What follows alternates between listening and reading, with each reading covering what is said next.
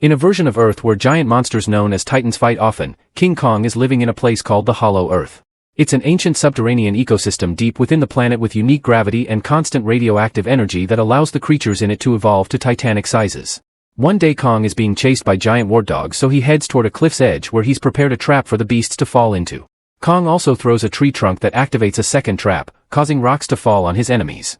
The warthogs refuse to give up, so Kong grabs one of them and tears it in two, roaring as the blood falls on him to prove he's the boss of the area. Terrified, the warthogs run away. Afterward Kong washes himself in the waterfall and eats the enemy he killed, growling in pain when he discovers he has a bad tooth. Suddenly he hears a roar in the distance and the distraction allows a huge reptile to steal the meat from him.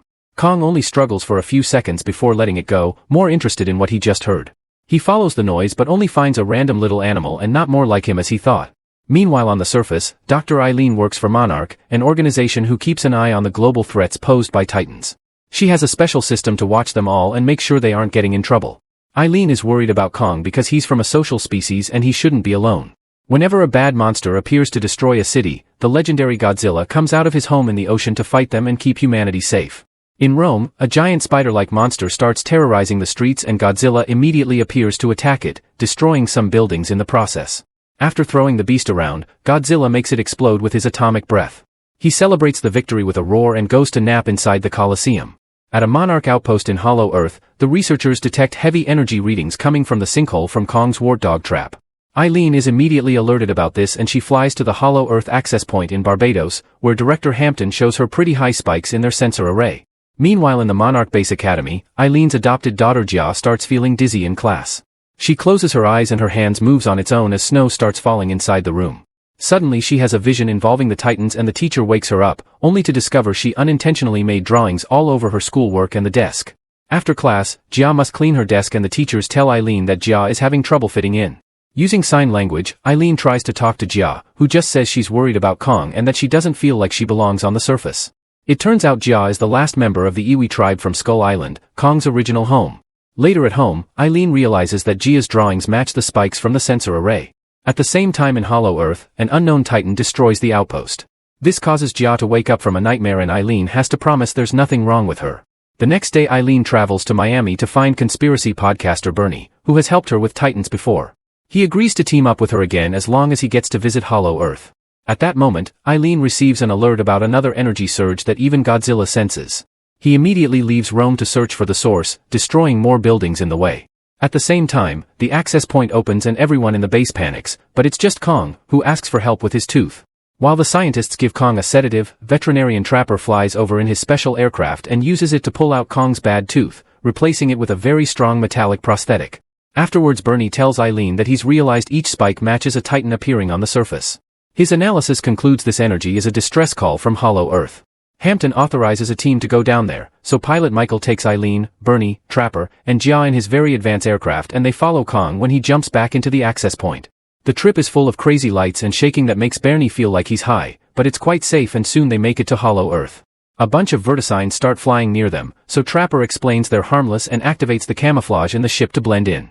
Meanwhile a Monarch team rushes to France, where a nuclear power plant is on fire.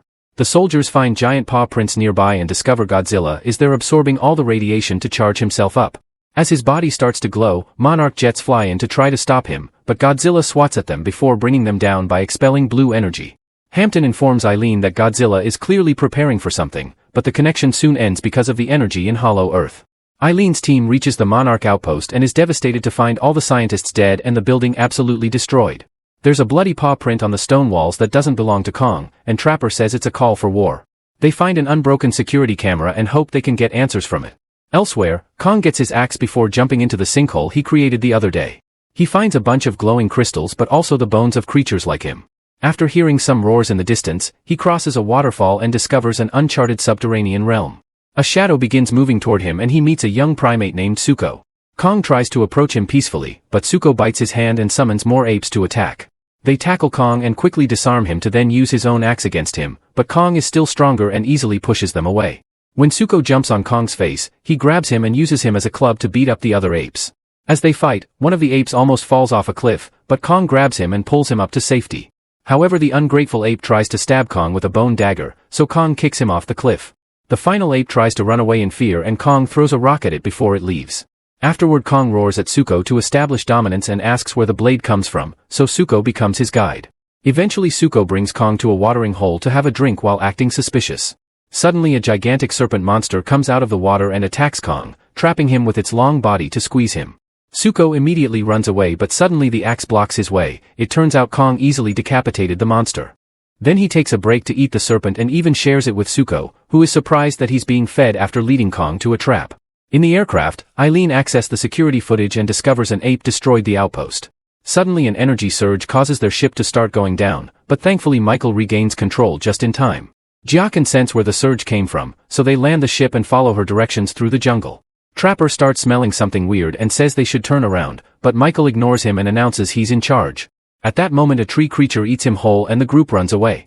Eileen tries calling for help but her device isn't working. After wandering around for a while, Jia finds some old ruins that seem to belong to the Iwi tribe. There's a big structure at the back with a decoration of Mothra, the queen of the monsters. A glowing bug suddenly lies on a triangle on the wall, so Jia presses it and causes water to come out. They follow it through the structure and find an organic protective veil. When Trapper touches it, it starts glowing and Jia opens it to reveal the subterranean realm. In Spain, people run in panic as a charged-up Godzilla crosses the city and returns to the ocean. A Monarch submarine tracks his trajectory and deduces he's going to the Arctic Ocean where a very aggressive titan called Tiamat lives. The researchers determine that if Godzilla kills Tiamat, he will become supercharged. A few hours later, the Monarch submarine reaches Tiamat's domain and notices the Titan's energy is distorting their radar.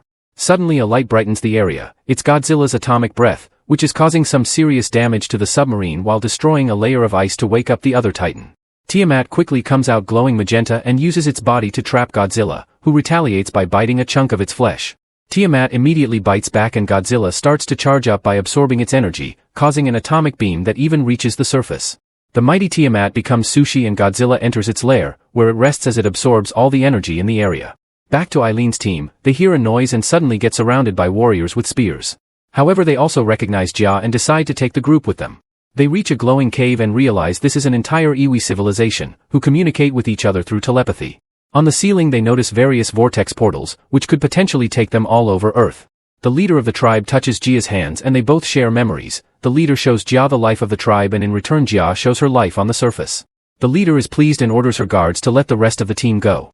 The group is taken to a crystal formation and Eileen realizes that the distress signal came from here. They send it with the big crystal to warn Godzilla about an incoming danger. Further into the Iwi's temple, some special water is poured to light up the place, revealing the Iwi history on the walls which Eileen translates. Long ago, the great apes were humanity's protectors, but a ruthless leader known as the Skar King led an army of apes to try and attack the surface world in a war against Godzilla and his species. Godzilla stepped in and trapped the Skar King and his army in Hollow Earth to prevent them from attacking again. However, this danger will come back and Godzilla is now charging for it. Only a direct descendant of the Iwi will be able to reawaken Queen Mothra to bring back peace. Meanwhile, Kong follows Suko on a bridge made of bones and enters a very hot area where he's shocked to discover other great apes being held as slaves and forced into hard labor. When a guard punishes a worker, Kong comes to help and earns the guard's fury. Kong just punches the ape down and demands to see the monster in charge. At that moment the Skar King comes out and sees King's metal tooth, so all the apes laugh at him. Then Skar King tries to punish Suko for bringing Kong, only for the worker from before to defend him. The Skar King kicks the ape into a pit of lava and Kong roars to complain. A fight ensues with Kong using his axe while Skar King uses a whip made from another Titan's spine. This weapon almost chokes Kong to death, but he manages to grab Skar King and throw him off. Refusing to lose, Skar King uses a glowing crystal at the end of his whip and reveals Shimo, the Titan that caused the Ice Age. The whip crystal causes Shimo lots of pain, so it's forced to obey Skar King. It breathes an ice beam toward Kong, who tries to deflect it with his axe. However, but the blast is too powerful and it envelopes Kong's arm in ice, causing it to get frostbite. Kong is too weak to fight, so Suko calls him to lead him out of the cave. Dodging another ice beam, Kong manages to run away while the other apes steal his axe. They soon start chasing after Kong, who runs fast and releases trap after trap to bring down a bunch of enemies. Eventually he's cornered against a rock wall and the apes dodge another trap trigger, only for the rocks to fall anyway and crush them. It turns out Suko activated the trap. Kong is still in pain, so Suko helps him move and together they make their way to see the humans, unaware that an ape survived and is following them. In the meantime, Jia connects with other Iwi teens and finally feels like she belongs. Bernie records everything he sees, amazed by the Iwi's use of crystals to build their civilization. Suddenly a horn alarm wails and the Iwi rush to open the veil, finding Kong with his wounded arm. This is seen by the enemy ape, who immediately leaves to report to its boss. Skar King gathers an army and leads them while riding Shimo, ready to start an invasion while Zuko sees them from afar. In the Arctic, Godzilla awakens and breaks the ice, showing its new magenta glow. Back to Kong, he's too weak and falls to the ground, so Jia tries to tell him they'll take care of him. Trapper scans the injury and announces he's been working on a device called Operation Powerhouse, which he designed to give Kong a boost in case another powerful titan appeared. He goes back to the destroyed outpost to bring a bunch of pieces and reveals a giant glove that he puts around Kong's injured arm. It takes Kong a moment to get used to it, but soon he regains mobility and punches the ground, pleased with the result. At that moment Zuko comes to warn them about Skar King's plans, so Kong immediately jumps through a vortex portal to appear in the middle of Egypt, damaging the pyramids and causing people to fall. In Gibraltar, Godzilla hears Kong's roar and jumps into the sea to go find him. At the same time in Hollow Earth, the Iwi get Jia ready and the girl approaches a large crystal, using her hand to activate some gold energy. This wakes up Mothra, who thanks Jia before flying to the surface. Then the Iwi start evacuating the cave. After destroying bridges with his swimming, Godzilla reaches Egypt, where Kong tries to explain the situation. However, Godzilla thinks Kong wants to attack humanity and pushes him against the pyramids. A fight ensues and Kong manages to land some good punches thanks to his mechanic arm. Then he grabs Godzilla's tail and starts dragging him toward the portal, only for Godzilla to glow and shoot his atomic breath, destroying more pyramids.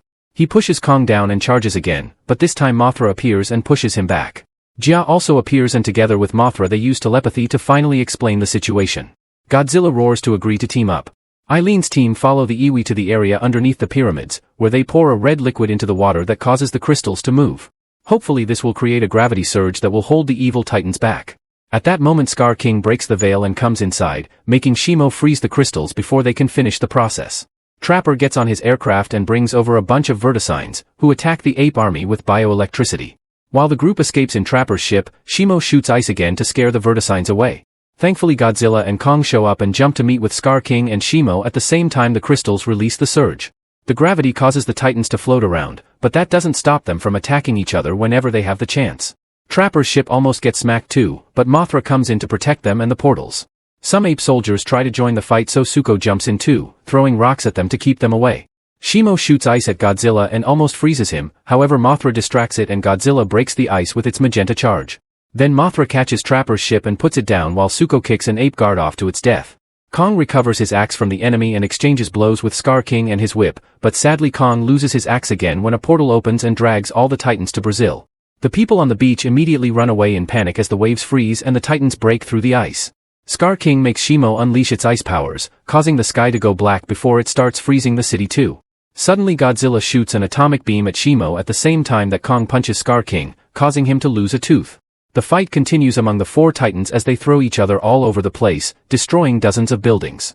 After Skar King tosses a building with his whip, he and Shimo attack Kong together, forcing him to use the glove to protect himself from an incoming ice beam.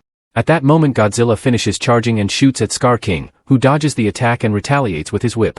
Godzilla catches it with his mouth and uses it to throw Skar King down before breaking it, causing the crystal to fall. While Kong continues to be under Shimo's beam, Godzilla shoots at Skar King again, who jumps to dodge and recover the crystal, only for Godzilla to shoot it out of his hand. Then Godzilla jumps on Shimo to attack it while Kong and Skar King begin fighting to get to the crystal. Suddenly Zuko appears with the axe and shatters the crystal, which sends a shockwave that throws all the titans back. Shimo quickly recovers and realizes it isn't under Skar King's control anymore. When Kong and Godzilla start throwing Skar King around like a tennis ball, Shimo shoots his ice beam and freezes its slaver as revenge. Now Kong can throw him on the ground to shatter him to death while Godzilla uses his breath to clean up the sky. With the fight finally over, Mothra takes Jia back to the Hollow Earth and the girl confirms she wants to keep living on the surface with Eileen. Mothra repairs the veil, and a tired Godzilla returns to rest at the Colosseum. Kong and Zuko ride Shimo back to the ape tribe, where Kong earns the gratitude of the slaves and becomes their new leader. Make sure to subscribe our channel Cinema Fathom and turn on notifications so you can watch more videos like this. Thanks for watching.